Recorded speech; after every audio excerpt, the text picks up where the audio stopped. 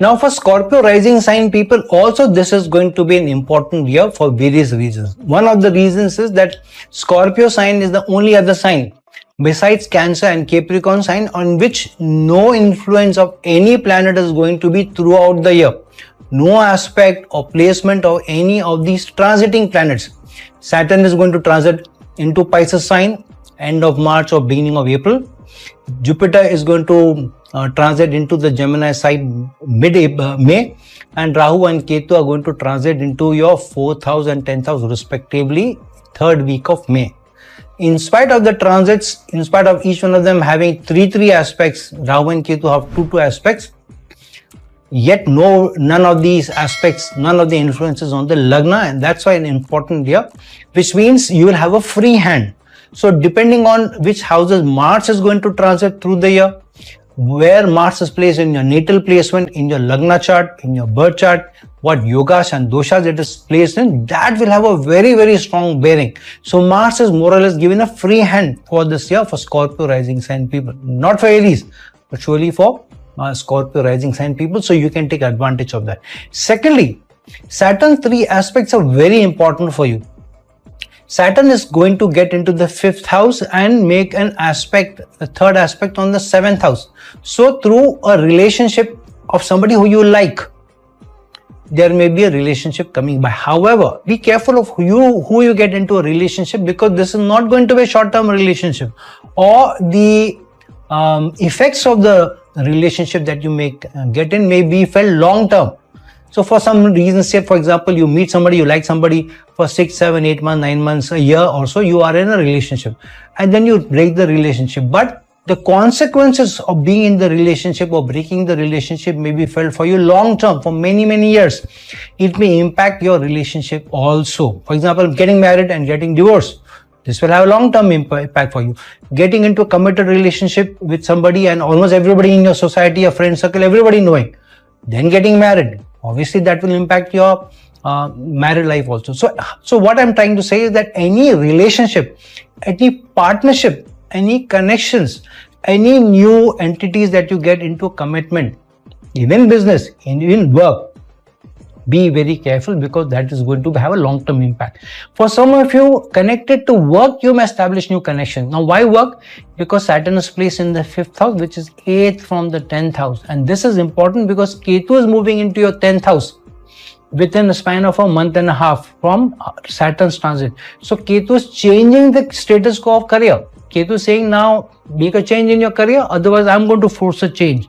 And because Saturn is placed in the 5th house, 8th from the 10th house, so some impact on career is surely being felt for you.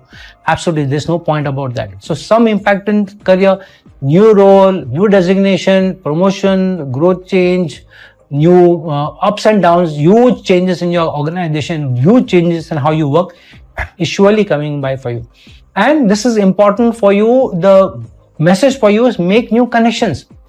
Make new friendships, make new stable connections. Firstly, the opportunity surely being given to you by the zodiac itself, because Saturn's 7th aspect is on the 11th house.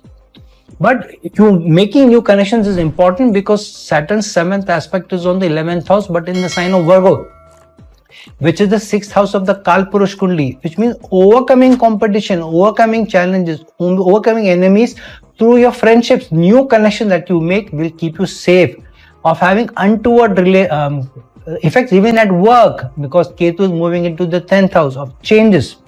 So making new connections, making new friends rather than making enemies is important for you, because this may have an impact on your earnings, because Saturn's 10th career aspect, 10th house of career aspect is on the Sagittarius sign in the 2nd house. Now this is very important because while Ketu goes into the 10th house, Ketu is also going to aspect with his 5th aspect, the gain bringing aspect in the Sagittarius sign, apart from Jupiter also aspecting that. So a change in your money, in your bank balance, in how you spend money is surely coming by for Scorpio sign people connected to your work, connected to the change in work.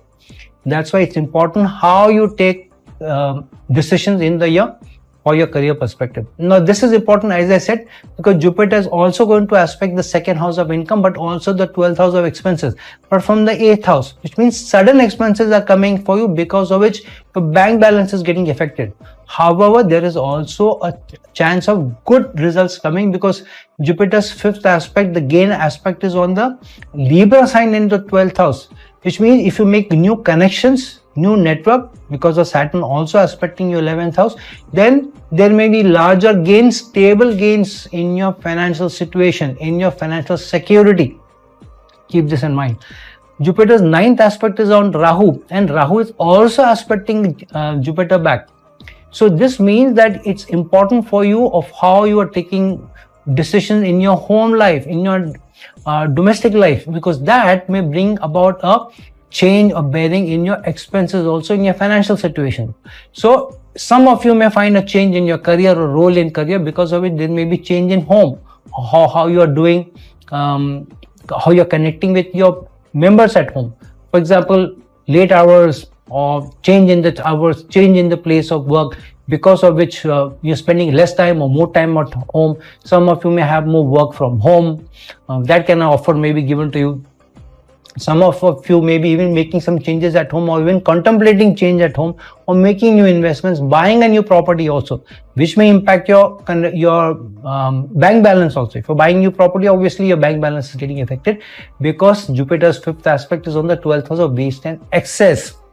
So that is surely coming by for you, connected to work, connected to the domestic life. Now, because Rahu also aspects Jupiter back in the 8th house as well as the Libra sign.